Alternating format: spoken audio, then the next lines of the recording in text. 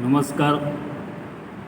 ધોરણ 6 વિદ્યાર્થી મિત્રો, આપ સૌ કુશળ હશો એવી પ્રભુને પ્રાર્થના સાથે આપણે આપણું જે 2021નું નવું સત્રની શરૂઆત કરવા જઈ રહ્યા છે.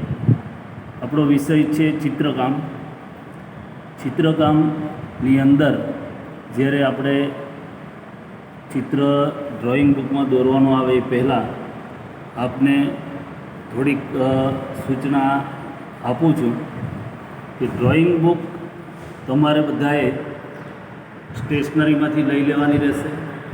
ડ્રોઈંગ બુક આપણી કમસે કમ 25થી 30 પેજનો ચોપડો હોય એવી બુક હોય તો વધારે સારું રહેશે. ના હોય તો આપણે એક ચોપડોની જગ્યાએ 2 ચોપડા આપણા ડ્રોઈંગના લેવા પડશે. એની સાથે સાથે આપણું ધોરણ 6ની અંદર માધ્યમ જે છે એ વોટર કલર આવે છે. વોટર કલર એની સાથે સાથે બીજી સામગ્રીમાં આપણે 1-2 પીંછીઓ લેવી પડે. તો એમાં ફેટ બ્રશ એટલે કે જે પહોળી પીંછી આવે છે, જે ફેટ બ્રશ એટલે કઈ રીતે આવે છે તો અહીંયા બતાવું છું. આ રીતે બ્રશ આવશે અને એની અંદર જે જાડાવાળ આવે છે એ ફેટ બ્રશ આપણું, અને એ રીતે રાઉન્ડ બ્રશ એટલે કે એની અંદર આ રીતે પીંછી આવશે.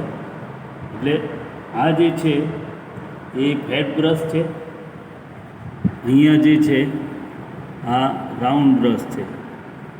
હવે બ્રશ એટલે કે પીંછી આપણે કેટલી લેવી તો ફેટ બ્રશ છે એ 1 અથવા 2, રાઉન્ડ બ્રશ આપણે એકાદ બ્રશ આપણું 1 નંબરનું અને બીજું 3 નંબરની આસપાસ, એમ 2 બ્રશ આપણા રાઉન્ડ બ્રશમાં હોય ને 2 ફેટ બ્રશમાં હોય. તો આમ તો આખો સેટ જો લઈ લઈએ તો એની અંદર આ ફેટ બ્રશની અંદર 6 આવશે અને રાઉન્ડ બ્રશની અંદર 6 આવે છે. તો આખો સેટ લઈ લઈએ તો એ રીતે આવશે. અને જો આપણે જરૂર પૂરતી જ લેવી હોય તો છૂટી મળતી હોય તો આપણે ફેટ બ્રશ 2 અને રાઉન્ડ બ્રશ 2 લેવાની રહે.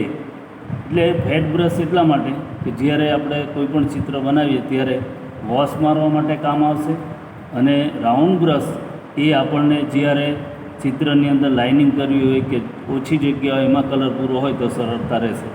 આપણે બોર્ડર બનાવવી હોય તો પણ સરળતા રહેશે. તો પહેલી વાત એ છે કે આપણે ડ્રોઈંગ બુક જે છે, ડ્રોઈંગ બુકની અંદર સૌપ્રથમ પહેલા પેજ ઉપર આપણે જોઈએ તો જ્યારે પેજ ખોલીએ એટલે અનુક્રમણિકા આવશે. અનુક્રમણિકાની અંદર જે ચિત્રો તમને દોરાવવામાં આવે એ ચિત્રો બધા અંદર તારીખ સાથે તમારે નોંધવાનું રહેશે. પ્રથમ ચિત્ર કયું, દ્વિતીય કયું છે, તૃતીય કયું, આમ દરેક ચિત્ર નોંધવાના રહેશે. આ માધ્યમની વાત કરી તો આપણું 6થા ધોરણમાં વોટર કલરનું માધ્યમ છે, એટલે વોટર કલરનો જ શક્ય બને ત્યાં સુધી ઉપયોગ કરવાનો છે. અને ચોપડો જે છે એ સ્ટેશનરીમાંથી લેવાનો છે. અને એ બધું લઈ લીધા પછી જ્યારે આપણે કામની શરૂઆત કરીએ ત્યારે અનુક્રમણિકાની અંદર જે તે વિગતો બધી છે એ વિગતો બધી આપણે વ્યવસ્થિત લખવાની રહેશે. ધોરણ 6ની અંદર આપણે જોઈએ તો પ્રથમ ચિત્ર એટલે કે કેલિગ્રાફી આવે છે. કેલિગ્રાફી શા માટે તો કેલિગ્રાફી એટલા માટે કરવાની છે, કેલિગ્રાફીથી આપણા હાથનો વળાંક, વ્યવસ્થિત વળાંક આવી શકે, આપણો હાથ છે સ્થિર થઈ શકે આખો. અને એની અંદર કેલિગ્રાફીની અંદર તમે જોઈ શકો કે આપણે બંને પેજનો ઉપયોગ કરવાનો છે, પણ કેલિગ્રાફી ચિત્રના ચોપડામાં પ્રથમ પેજ ઉપર નથી કરવાનું, પણ પાછળના છેલ્લા 2 પેજ આપણે લેવાના રહેશે. એનું કારણ એ છે કે જ્યારે કેલિગ્રાફી કરીએ આપણે તે સમયે એ જે લાઇનિંગો કરીએ તો એ લાઇનિંગોની છાપ આપણી પડી જાય છે અને તેના કારણે પછી બીજા ચિત્ર પણ આપણા બગડે છે. એટલા માટે આપણે છેલ્લા પેજ 2 લેવાના છે અને બંને ઉપર આપણે કેલિગ્રાફી કરવાની છે. તો કેલિગ્રાફી શું કામ કરવાની એ તમને મેં કીધું છે કે તમારો હાથનો વળાંક બરાબર આવી જશે, હાથ તમારો સ્થિર થશે અને એના કારણે ત્યાર પછીના જે ચિત્રો બધા આવશે એ તમારા ચિત્ર ખૂબ જ સરસ થશે.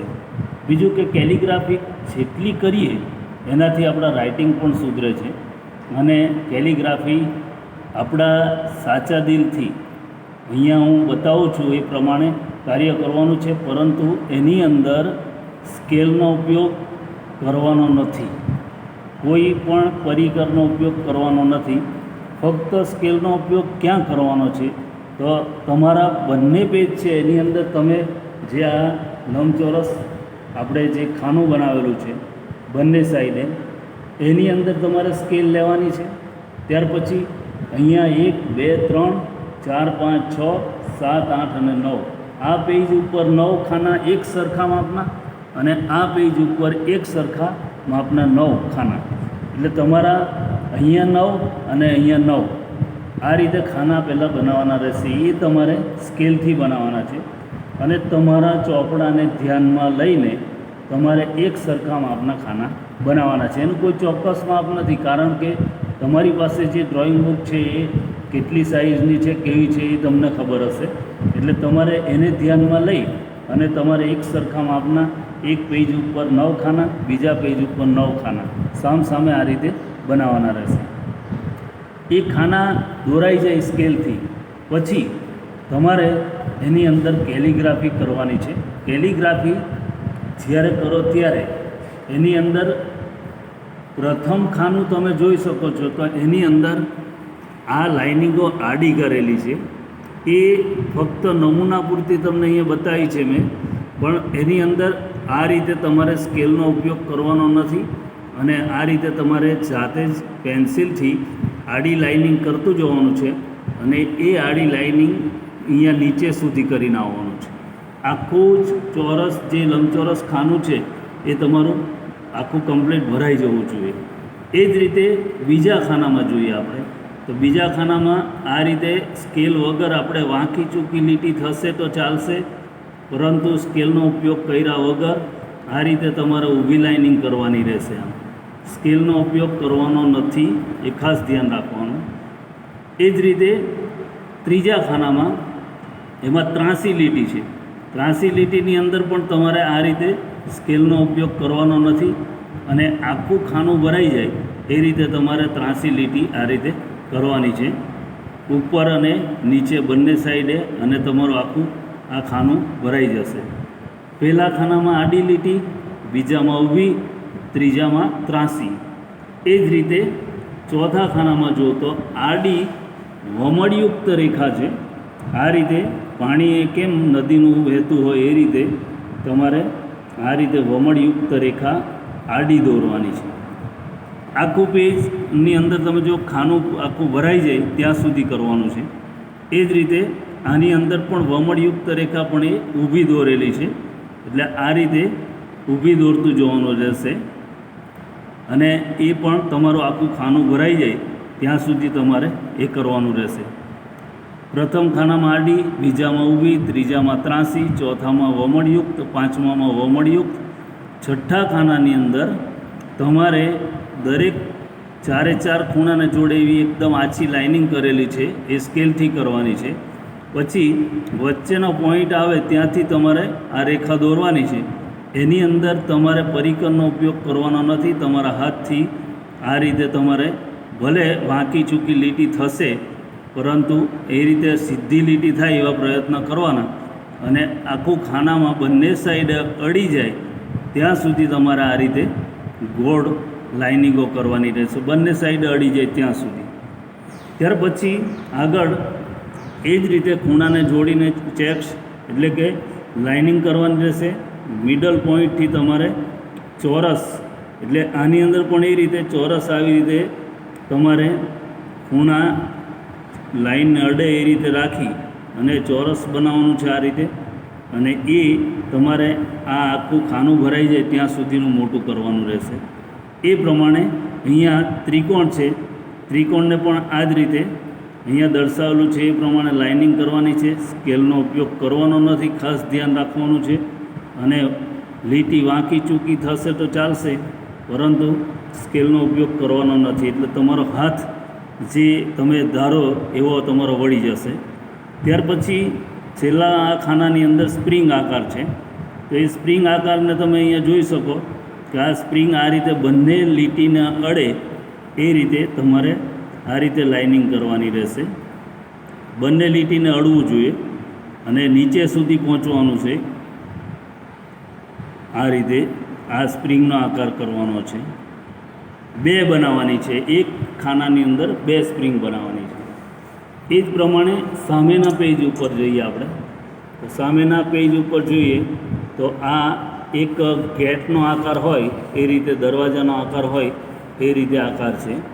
એની અંદર આપણે જોઈએ તો આ લીટી નીચેની સીધી, આ લીટી સીધી, અહીંયા અડધો ગોળ રહેશે, પાછી સીધી લીટી, પાછી સીધી લીટી, આ રીતે અહીંયા પહોંચે પછી અડધો ગોળ કરવાનો રહેશે. આ રીતે તમારે આખું પેજ ભરાઈ જાય એ રીતે કરવાનું છે. એ જ પ્રમાણે અહીંયા અડધો ગોળ છે. અડધો ગોળમાં અહીંયાથી સીધું અડધો ગોળ સ્ટાર્ટ થશે. આ રીતે આ લીટી સીધી હશે, આ પાછી અડધો ગોળ હશે. આ રીતે આ લીટી સીધી, આ પાછું અડધો ગોળ હશે. આ રીતે એની અંદર પણ કોઈ સાધનનો ઉપયોગ કરવાનો નથી. ત્યાર પછીના ખાનાની અંદર આપણે જોઈએ તો લંબગોળ છે. અહીંયા ગોળ બતાવેલો છે, અહીંયા લંબગોળ છે. એની અંદર પણ આ રીતે ક્રોસમાં થશે લંબગોળ, અને આ રીતે જેટલો શક્ય બને એટલો તમારો લંબગોળ છે એ બંને ખૂણાને અડી જાય ત્યાં સુધી તમારે એને કરવાનું રહેશે. ત્યાર પછી આ ખાનાની અંદર તમે જો તો જે સ્પ્રિંગનો આકાર છે એ સ્પ્રિંગના આકાર જેવું જ છે આની અંદર, પણ આમાં સ્પ્રિંગ છે એ ત્રિકોણ છે.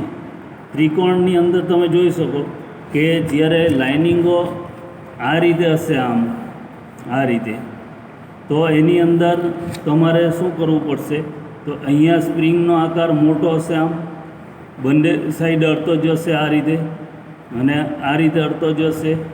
પછી એ આકાર નાનો થતો જશે, અહીંયા આવતા વચ્ચે આવતા એકદમ નાનો થઈ જશે. આમ ફરીથી પાછો એ આકાર ધીમે ધીમે મોટો થતો જશે આ રીતે, અને આ રીતે મોટો આકાર આમ કરતા જશો અને છેલ્લે સુધી આવશો એટલે આ રીતે આ સ્પ્રિંગનો આકાર આ રીતે થશે.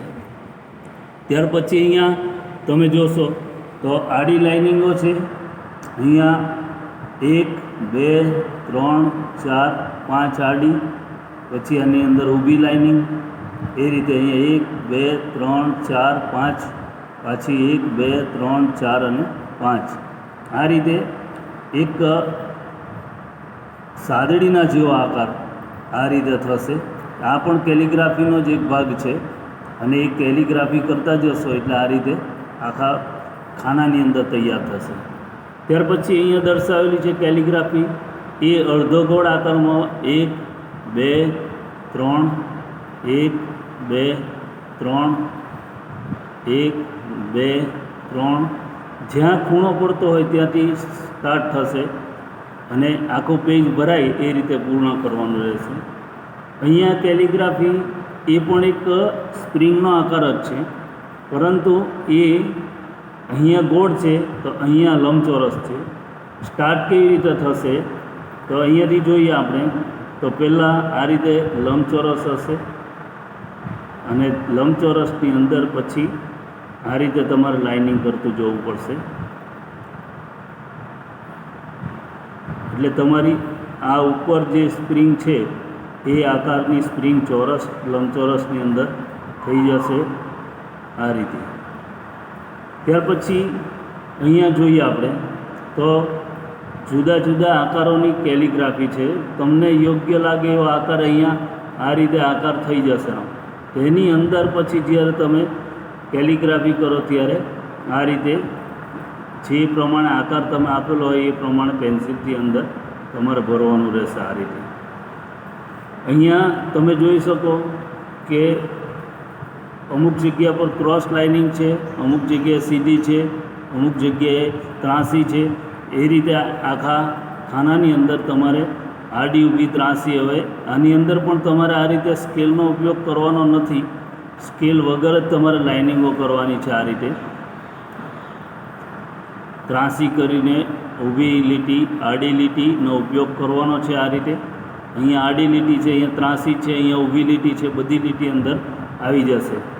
આ રીતે કેલિગ્રાફી તમે કમસે કમ 9 ખાના આ છે, 9 આટલામાં બંને પેજમાં કેલિગ્રાફી બિલકુલ શાંતિથી કરવાની છે. કોઈ ઉતાવળ કરવાની નથી, જલ્દી પૂરું કરવાનું અને મોટી કેલિગ્રાફી કરીને પેજ પૂરું કરી નાખવાનું એવું નથી.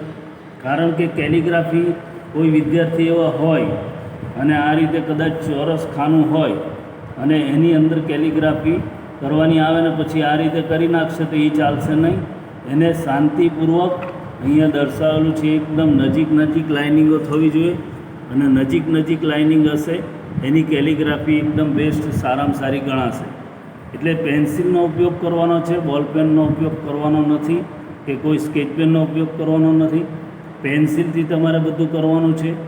આપણું પ્રથમ જે ચિત્ર તો કેલિગ્રાફીથી આપણે સ્ટાર્ટ કરીએ છીએ. એટલે કેલિગ્રાફી તમારે ફરીથી એકવાર કહું છું કે ડ્રોઈંગ બુકની અંદર કરવાનું છે, પરંતુ ડ્રોઈંગ બુકમાં છેલ્લા પેજ લેવાનું છે અને છેલ્લા પેજમાં સામેનું 2 પેજ લેવાનું છે અને આ બાજુ તમારા 9 ખાના, અહીંયા 9 ખાના આવશે. બંનેની અંદર અહીંયા દર્શાવેલી છે એ પ્રમાણે કેલિગ્રાફી કરવાની રહેશે અને આપણું પહેલું ચિત્ર છે એ પૂર્ણ કરવાનું રહેશે. ત્યાર પછી ક્રમ વાઇઝ બીજું ચિત્ર તમને આપવામાં આવશે. અસ્તુ.